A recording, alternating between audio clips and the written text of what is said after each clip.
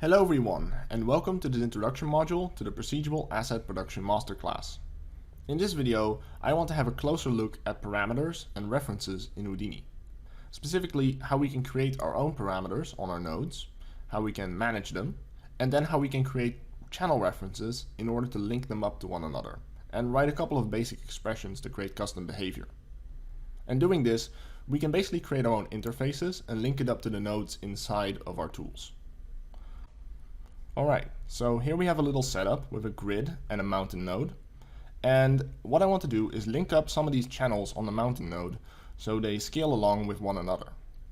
Right now, if I grab the X channel on my scale and I start moving this one around, you will notice that the terrain only stretches in the X direction. What I want to do is for the Z direction of our terrain to scale at the same time. To do this, we can create a channel reference. Now, a channel reference is a basic expression in Houdini that links two parameters together. And we can do this by right-clicking on one parameter and then navigate to Copy Parameter. And when we do this, we effectively copy the address of the parameter on this node to memory. We can then go to the parameter that we want to paste this reference into, and then we can right-click it and choose Paste Relative Reference. And when we do this, we will create a reference link between the first parameter and the last parameter. Now right now we are viewing this particular parameter in the expression view. If we want to see the actual result of the expression, we can either click on the name of the parameter, left clicking will toggle it between its result state and the expression state, or we can right click on the parameter, go to expressions, and then say toggle expression. This will do the same. Now, if I move my X value, then now both the X and Z value will move at the same time. And if I release the mouse, you'll notice that the other value has moved along. Now, as long as we have a simple reference, we can actually work in reverse as well. If I go ahead and right click, you can see that I can actually move the first value along as well. So this is a reference that can be moved in both sides. So if you're inside your network and you've linked it up to the top of your tool, for example, then you can move the top of your tool's parameters around from the inside of your network. You can work both ways. However, this only works with a simple reference. And what do I mean with that? Well, a simple reference means that we only have one expression in here, one simple link between one parameter and another. The moment we use anything else than a simple expression, we can't use this trick anymore. In fact, if I go ahead and add something to this expression, like say +1, you'll notice that the parameter turns bright blue instead of dark blue. And this indicates that this parameter is now linked up with a complex expression. So now I can still move along the X scale and it will move along the Z scale at the same time. But in this case, my Z scale is now a complex expression and I cannot change a complex expression. In fact, it will turn yellow, and this basically indicates that you're trying to change an existing expression and it can't do that. Now the colors on expressions indicate different states. We'll cover this more during the course, but basically if we want to turn this back into a regular expression, we just have to delete the +1 and then it turns back into a simple expression. So next up, let's have a look at how the address works. For that, let's go ahead and create a color node. And what I want to do is when I change the height of my terrain, I want to change the color on my color node. So if I go to my mountain node and I right click on the height channel, I can click on Copy Parameter. Then I go to my color node and let's go ahead and create a relative reference link to the X channel on my color node. And this will make it so that when I change the height on my terrain, then my color, or my red color, becomes brighter. Now let's also go back to the color node and let's create an absolute reference as well. Let's go ahead and click to paste other, and then click on paste absolute reference. So let's have a quick recap on what these types of references actually do. The first one, of course, is a relative reference, and this one navigates up the network using .. from this current parameter. So in this case, that means it goes from the color node up into the geometry container level. Then it locates the mountain1 node, and inside of it, it finds the height parameter. Now the second one is the absolute reference, and this one locates it from the scene root location. So in this case, it locates it from here, navigates to object, then to the mountain node, and then finally to its height parameter as well. Now, as we discussed, the absolute reference isn't as secure because the moment you change the location of this node, that reference might break. Now, if we go ahead and do some basic operations in Houdini, Houdini will try to update it. But if we were to try and say, copy this mountain node, it will break. And I can demonstrate that by simply grabbing the mountain and color node here. And let's go ahead and put this inside of a subnet. Now in this case, the links have updated. The relative reference is still intact because it's actually trying to find a node inside its own network here. We don't have to navigate outside of the subnet. But the absolute reference has updated, and it now has added subnet 1 to its link. So what this means is that right now this link is still intact. And if I were to change my mountain node and change the height value, then the colors are still updating. But if I go ahead and copy this outside the network, well, we still need to link it up first. There we go. Now in this case, our link is broken. It's actually still looking at the mountain node inside the subnet. Now if I delete this, then now the color has changed, because now the absolute reference is returning a value of 0. So it's important that you use relative referencing, and if you ever have to copy nodes, you have to make sure that your references are still intact. Now there are a few different ways how we can check if our references actually exist or not. The first one, of course, is by simply checking the address to the node we're referencing, but that isn't very convenient. The second way is by visualizing it as reference links inside our network editor. We can do this by going to View, and then here we have dependency links. And if we say show all dependency links on all the nodes, then now it will start showing us additional connections inside the network for every single expression or dependency link that these nodes have. And the dependency link simply means that one node is depending upon the information from another node that isn't per se directly linked with a standard connection. Now if we right click on this link, we can then select the input node or the output node, and this can be useful if the link is in a different network. We can also hover over the link, and then we can see that mountain1 is referencing color1. That's how we can find out which node's referencing which. Now, this is a bit more easy to understand if we're actually looking inside a reference to another network. So if I bring back my subnet, then now we can see that this color node still has the absolute reference looking for the mountain node inside the subnet. And now we have a link in here. It says subnet1 referenced by color1. Now in this case, these nodes are still on the same level. But if I go inside, we can see that the mountain node also has a little arrow on the side, and this one indicates that there's a dependency link going outside of the network. So when you're looking inside the network, dependency links look like this. Red lines going from one node to the other.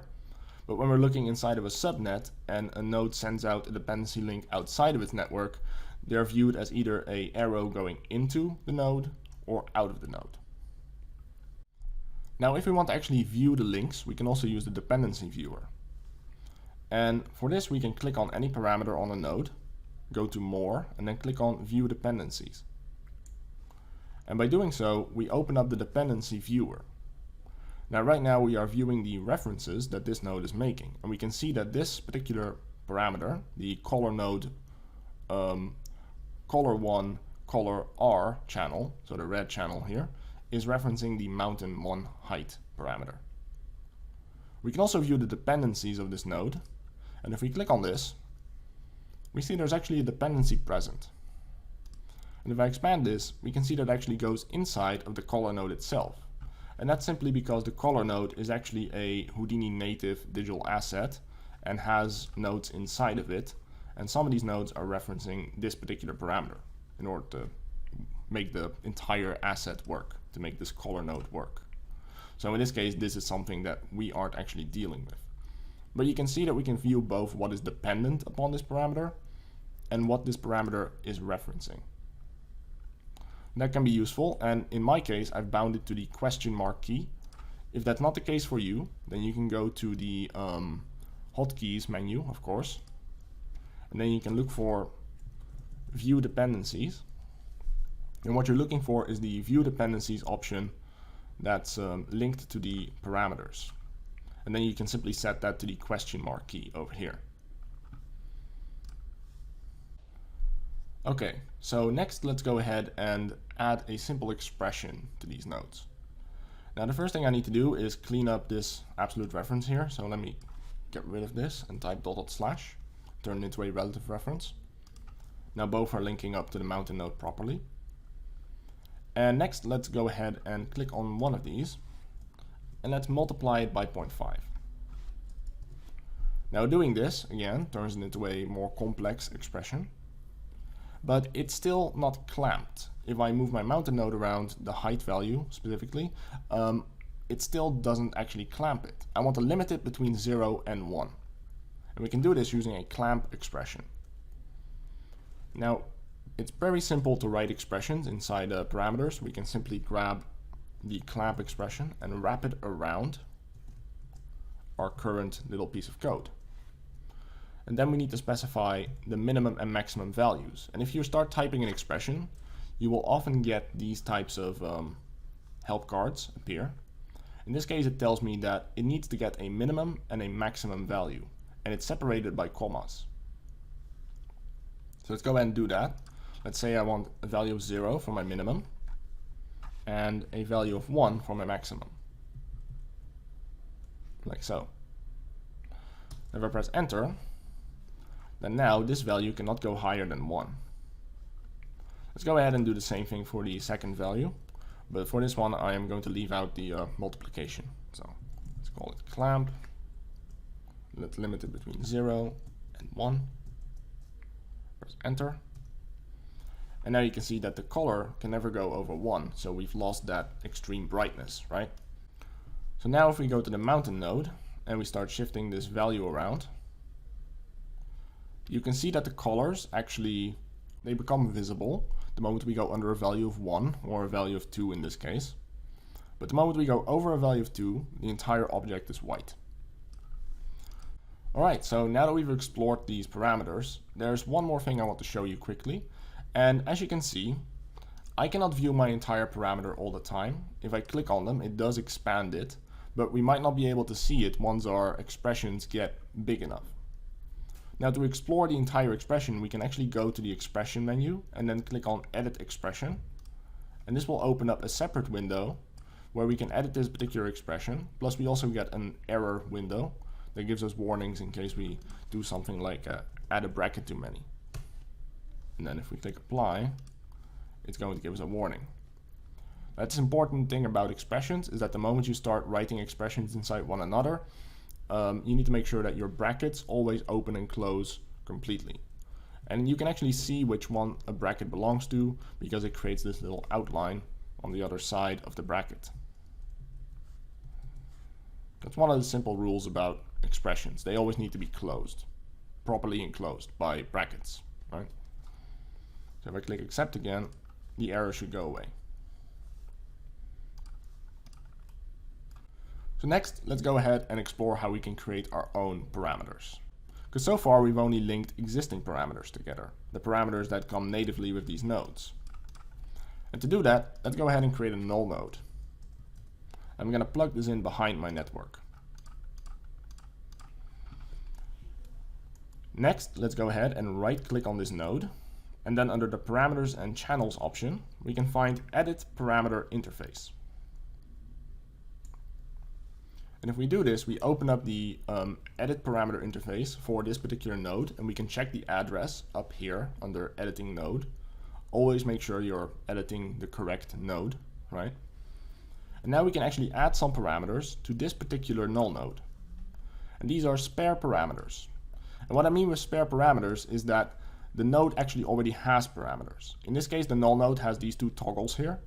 And these are native parts of the node. They're part of the asset, the digital asset, or the particular node in this case, that is the null node.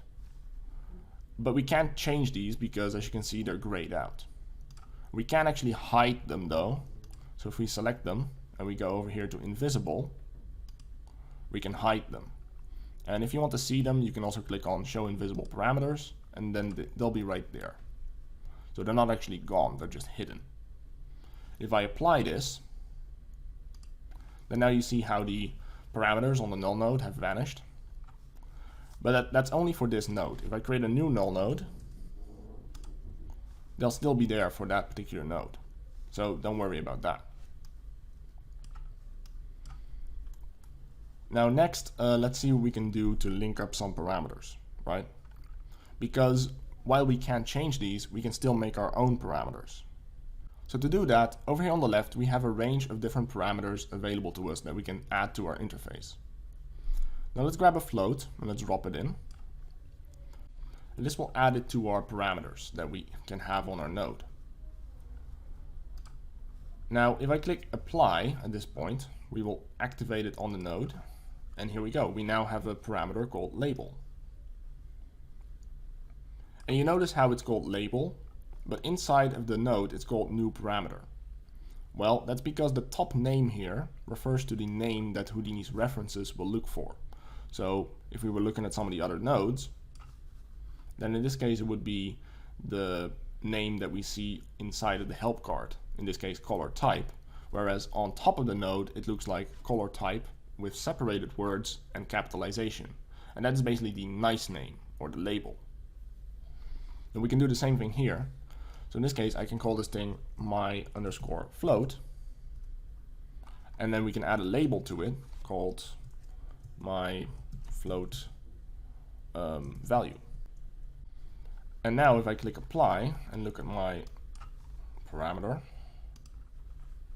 you can see that we now have my_float value on this node, and we can change it. But inside of it, it's called my_float. Now next we can also change the type of this value. In fact, we can change it to all kinds of different ones, like the ones here on the left. I'm going to keep this a float for now, but we'll explore the other ones in a minute. Next we can also change the size of this value. Now by default this is a float1 type. But we can also add more values to it, like say set it to 3, and now we'll have 3 values. Now there's something to note about this, because when we do this, we actually change the name of our channels. Over here on the node, we can check it out, and it says myfloat1, myfloat2, and myfloat3. So it basically has added numbers to the end of our parameters.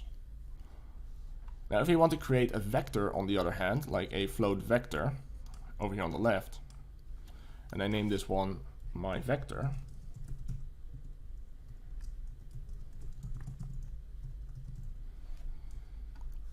and I click apply,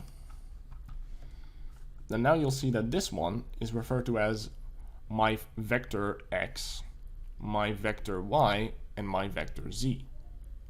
The name comes directly, of course, from our name field, but if we place a vector down, it will always refer to it as XYZ, and if we place a float with multiple values, it will refer to it as 1, 2, 3, 4, 5, because we can have more values than the XYZ values. So let's go ahead and return this back to a float value of 1. Let's apply that. And let's have a look at these next parts here. So we already explored the ability to make parameters invisible. And then we have horizontally joined the next parameter. And this one allows me to take a parameter, like say a button, and add a parameter behind it. So if I have my button and I call this one my button,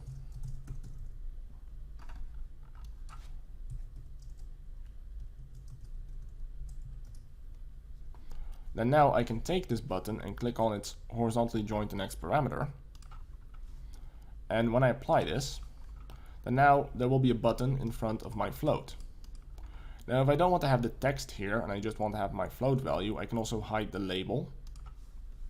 And when I do this, now we'll just have the toggle right here and my float value right next to it.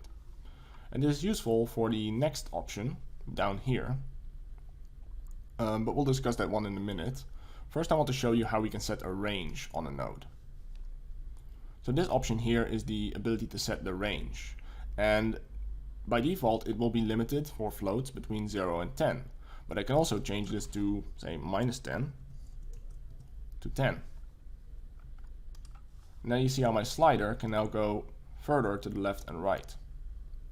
Now it doesn't mean that I can't go below that. If I drag it further, it will go below or it will go above, but we can prevent this by locking either direction as well. So here if I click on the lock icon on either side, it will change the appearance of my slider by adding this little bracket on either side, and now I cannot go below or above this value.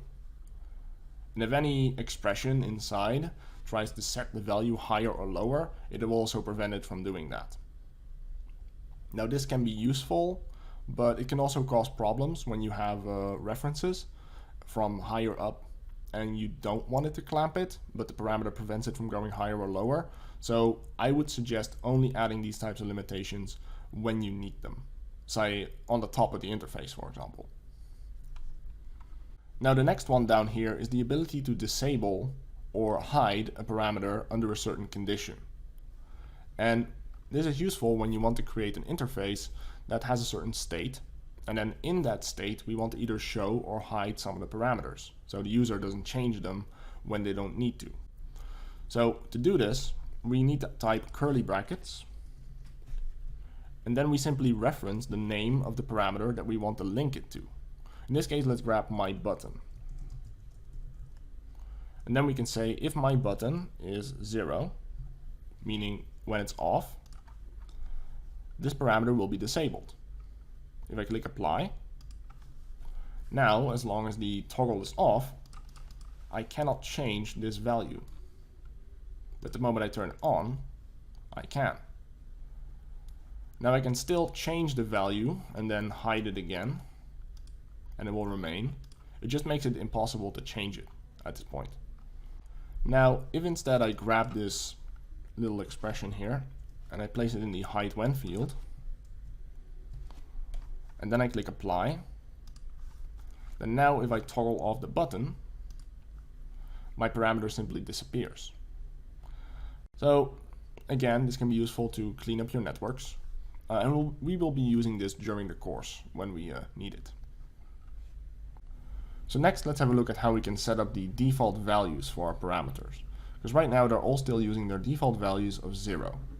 If I go over here to my float value and I right click on it, I can revert back to defaults, and in doing so it reverts back to 0.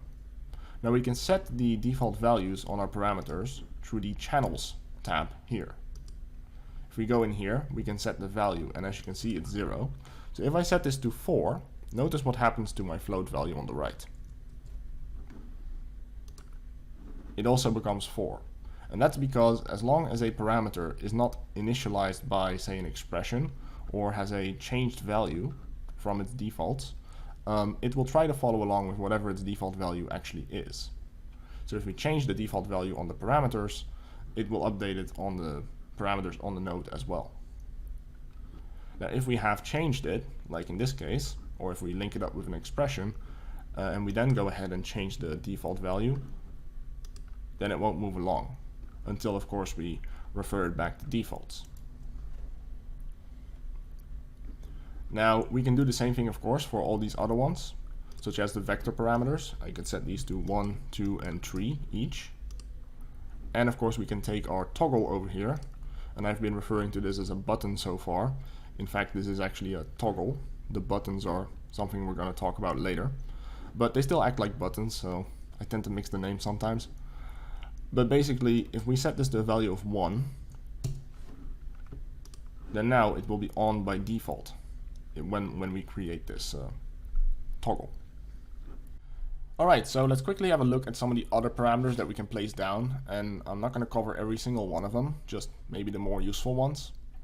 So we have the integer, and the integer parameter just creates a slider with these notches on it, and it means that we can only provide full values, of course. Then at the bottom we have the string parameter.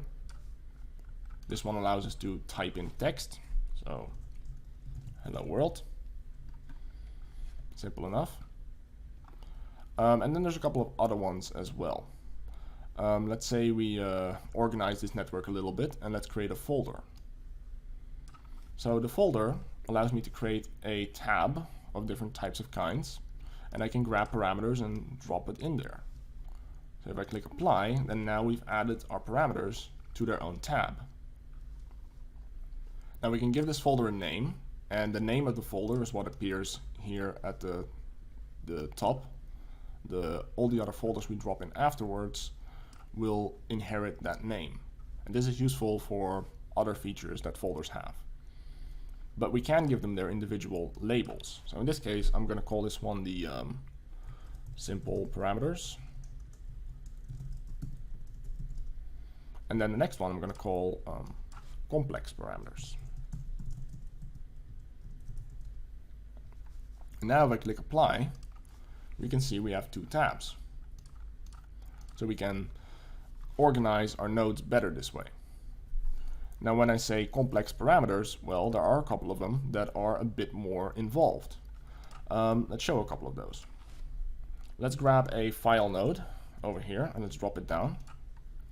And the file node by default has a geometry field which we can use to specify a geometry file from disk. And if we ever want to grab a parameter from an existing node, all we have to do is just drag it inside the field, and in this case I want to drop it inside of my folder. Now it's going to tell me right now that it doesn't allow that because the node is outside the subnet. And that is because of a couple of settings that we have over on top, here under the gear icon. Right now it's preventing links from being created from outside of the subnet. Now in this case it thinks of this null node as a subnet, I think. So in this case there's no reason why we couldn't make this link, but it is useful to prevent some bad links from being created by accident. Now I'm going to turn it off, and now we should be able to drag this in here, and here you can see I've created the link. And if I click apply, then you'll notice that this null node is now sending a reference link to my file node, just like how it would if I were to do it manually. And on top of the null node, under the complex parameters, we now have our field for this file node right there. And we can use this button on the right to browse our hard drive and find particular files. So that's pretty useful. Other types of file references can be any type of file. We can grab specific directories if we just want to grab a folder on our hard drive, or we can reference images as well. Next to that, the next one here is a button. And if I grab this and I drop it on there, and I apply that, then we've linked up the button. Now you notice that the button's text just turned bold, and that basically means that this button's default value has changed. If we want to explore the expression on this button, because we can't view it, we have to go to expression and then go to edit expression. Now you can see that we've created a reference to our null1 node to its reload parameter, the one we just created right here.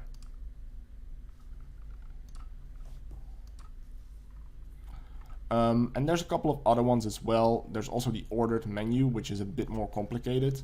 And this one allows us to create a basic menu that we can flip through. And we can do this for every single parameter, or at least most of them. And we'll do this during the course. But when we look at this, we can go to the menu tab on the ordered menu. And we can start adding our entries here. So now if I go ahead and add some values in here, let's say the first one is 0, and the name is going to be apple. Then the second one is going to be a value of 1, and I'll call this one banana. And then the last one, let's add an orange. Okay, so now if I have this and I click apply, then now we have a drop-down menu that gives us an apple, a banana, and an orange. And if we select these, then it will give us the numbers relative to the entry themselves. So here we've specified 0, 1, and 2, which is the order in which they're provided. If I link this up to something else, like say my integer over here, let's grab this parameter, copy it, go to my simple parameter, and then paste it. Then now if I start switching around my label, then it will now show it as a value of 2. Now right now it's a bit tricky to view between these two folders, so let's go ahead and change this. If we grab the top folder, I can change this to, for example, a simple folder. And if I change both of them to simple folders and apply that, then now they simply end up as two separate little boxes. Now if I switch around my ordered menu, you can see that the integer up top is, well, changing as well. And we can also, like I said, do this in reverse because it's a simple reference. I'm going to give these ones a name quickly so we can recognize them a bit easier. Let's call this one the integer. This one's going to be the string. And let's call the ordered menu the menu. If I apply that, now we've got them properly shown. Okay, so now the next thing I quickly want to show you about ordered menus is that we can change the way how it refers the value, how it sends the value out. Because right now this menu is simply sending out values from 0 to 2 based on the order in which these are provided. If I flip these around and I click apply, then it still gives me the value 0 for the first entry, value 1 for the second entry, and value 2 for the third. If we want to actually make it reference the exact token, we need to click on this toggle here.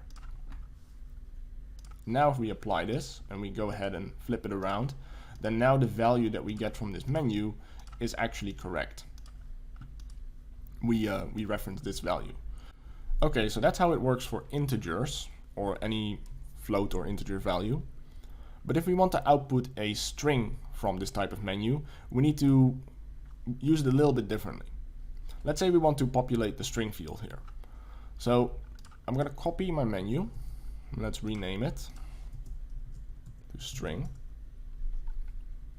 And then under the menu itself, the first thing you need to know is that you cannot evaluate text as a token because it will simply return a number instead. It's kind of flipped around in this case.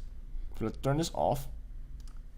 And next let's change these to actually reflect the names of our objects here, of our fruit. This is going to be banana. This is going to be orange. And then here we have apple.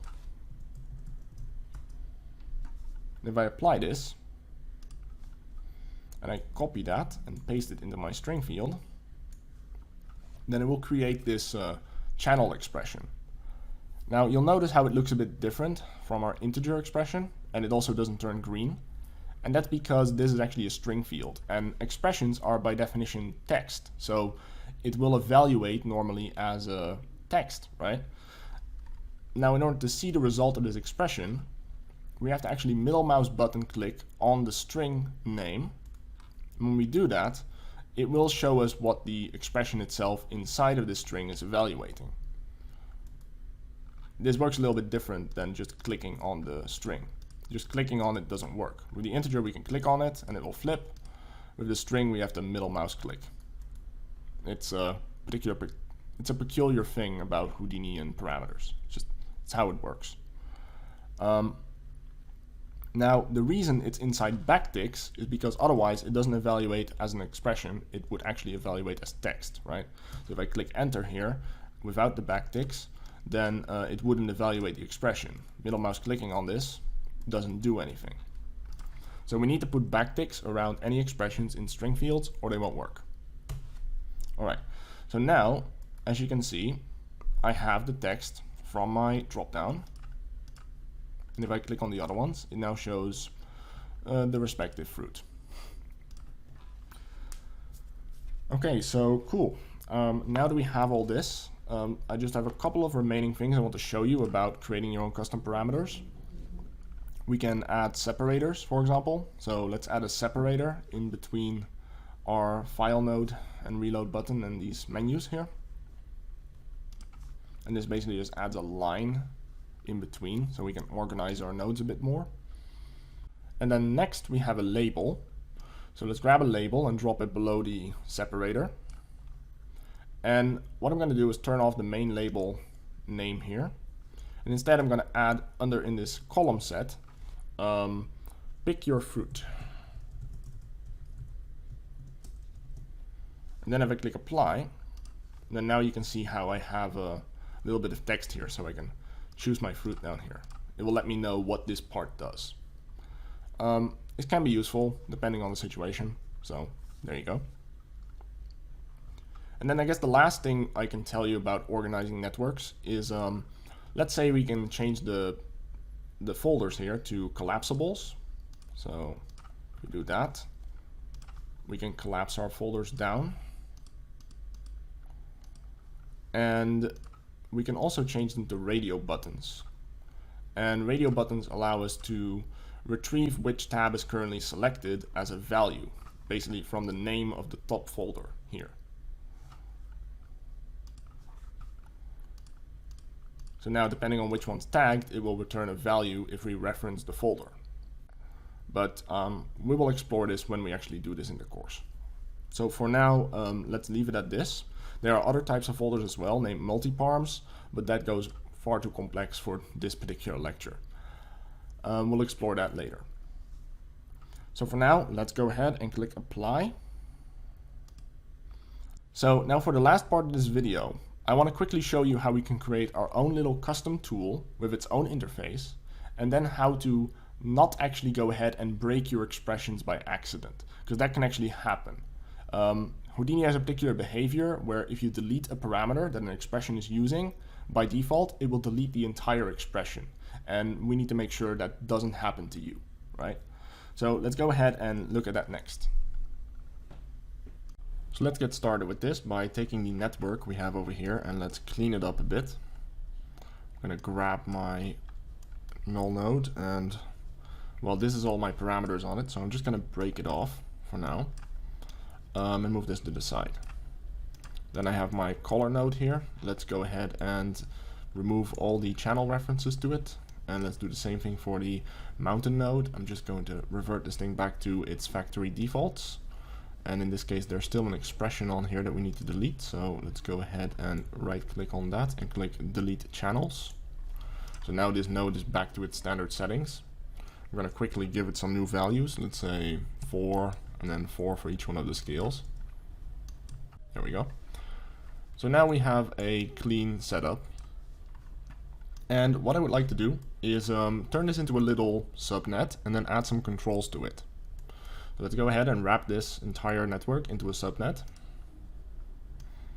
And then if we right click on the subnet, we can go to our edit parameters interface. And this will again open up our parameters. But in this case it's for this subnet instead of the null node from before. Now we do have a couple of labels on this subnet here, and therefore the input dots of this node. Now I'm just going to hide them. So let's select all of them with shift, and then under parameters let's make them invisible. Then next what I would like to do is go into my network, and I want to grab some controls from here. So the first one would be, let's grab the mountain node and let's grab its height value, so we can control the height of our mountain field. Then I'm going to grab the scale, and last let's go ahead and grab the color value as well. So this has now created a couple of attributes and they should be automatically linked. If I look here under the channels, what we can see is that it should automatically link to its respective node. This is where we can see any existing links and also play with them, though normally I don't touch this too much. but this is where you can manage what the parameter is linked to from inside the parameter interface. And then let's click apply. So now if I go to the top of the network and I have a look, I can change the height of my terrain. I can change its scale. And of course I can change the color.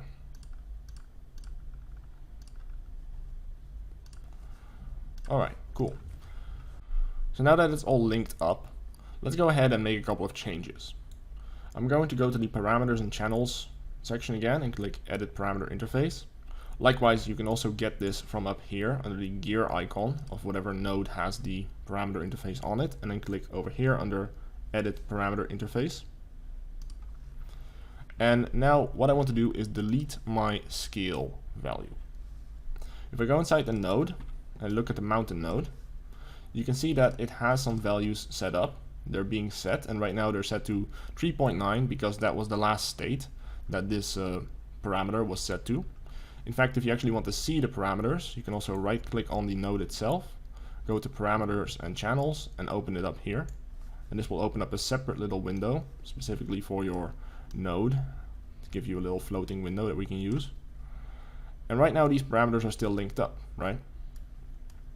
Now the moment I delete my scale value and I apply that, then Houdini by default is going to remove the expressions that were made to link this to the interface, and it's going to give you the default values back. This can be useful, but most of the time it actually just causes trouble. Now there's ways to control how this happens, and we'll explore this in a moment. But first what I would like to do is simply link this up to a new float value. Here, let's drag a new one in, and I will call this one the noise scale. And let's give it a proper name as well for the reference. And I'm going to give it a default range from 0 to 10. I'm going to lock it at 0, but I'm going to leave 10 open so we can go higher than that. And under channels, let's give it a default value of 4. Now let's apply this. And now if I grab the parameter panel again, we see we now have a noise scale value. Now if we grab this reference, I can then go to my mountain node and paste it in as a relative reference under both these X and Z values. I'm just going to take the Y value and return it back to 1. So now I have this value, I can now manipulate it, and you can see that both values are adjusting at the same time. So now we have our own custom little interface for this node, which is great. But like I mentioned, there's one more thing that I need to talk about, and that is about deleting your parameters. Deleting parameters that actually have expressions linked to them. Because as we saw before, when we did that, the expressions all got reduced back to regular numbers. The numbers that they were at when the expression was deleted, or the values in this case. But that can cause a lot of trouble. So let's go ahead and grab, say, the mountain node, and I want to link something to my offset. So let's open up our edit parameters menu again, and we can do it from the parameters pane here as well, just like we can do it over here. So we can either grab the node itself, the subnet, and go to the edit parameter interface from the dropdown, or we can go to the gear icon and grab it from here. Now in here, let's go ahead and create a new float. And I'm going to call this one the dummy float.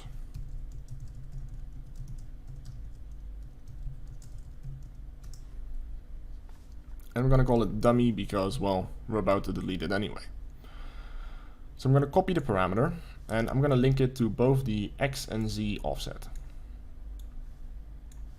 So now if I move this float, the terrain sort of shifts in a diagonal direction, right? Because both these values are being changed. And now I'm going to make one of these two a bit more complex. So let's say I go ahead and add a multiplier to this. So let's say times 2. and I'm going to wrap it inside of a clamp. So do that. Now the minimum and maximum value are going to be -10 and +10. Okay, so now we have a little expression here, and this expression is a complex expression, and the one on the right is a simple expression. Now if I were to go ahead and delete this dummy float right now, both of these expressions will be wiped. So whatever we've written inside of these is going to be gone, and it's just going to leave us with the actual numbers. And frankly, I find that a very destructive thing. Now luckily we can actually change this behavior. If we go to Edit and then navigate down from Preferences to Miscellaneous, we get the Houdini Preferences tab, and here under the section says Spare HDA Parameter Deletion, we can change the default behavior on what Houdini does when we delete a parameter. In this case, it's set to automatically delete all references. Now what we can do is change it over to automatically delete only simple references, which would be, in this case, if we do this, the value here on the right. And if I now go ahead and delete the dummy float value, and I'm going to copy it so I can paste it back in a second, and then I apply that, it's going to tell us some parameters were deleted, but due to the preferences, not all references in these parameters were removed. And now that means that the simple expression over here on the right was deleted and the value was kept, but here on the left it's still intact. The expression itself is still intact. Now there are actually good reasons to delete your expressions when you delete the referenced parameters, but there are other times when you really don't want this to happen. When you have really complex expressions and you accidentally go ahead and delete one, it just blows stuff up. Like, you might not know where your expressions are inside your tools, especially when they get big, when they get complicated. You don't want this to happen, because at first you're not going to notice it's going to break on you because the values are still going to be the same. But the moment you make changes to your tool and you try to get it back and you try to recover from that, it can just be better to just go ahead and load a backup file and just go back to where you accidentally deleted this parameter, if you can. Or reference from the backup file and restore everything, because man, this can be a mess. So that's actually where this is really useful. If you use the preferences, you go to Miscellaneous and you change this over, you can prevent this from happening, and at the very least Houdini might give you warnings or errors because the expressions don't have what they need, right? And worst case, you know, in this case you can always go back and paste your parameters back in and apply that again. And now it should be linked back up again, though it might take a second for Houdini to actually catch up on that. But this is a way to safeguard yourself from accidentally blowing up your assets this way. Okay, so at this point I think we've covered enough about parameters and references. There's a lot to unpack here. There's a lot of stuff that takes place inside Houdini's parameters, and we haven't even scraped the surface on some of these things. But for now, I think it's good enough. This is a great base to start with. And in the next video, we are going to cover Houdini's digital assets and how we can manage them, and then how we can load this stuff into the Unreal Engine. So I hope to see you in that video, and have a good one.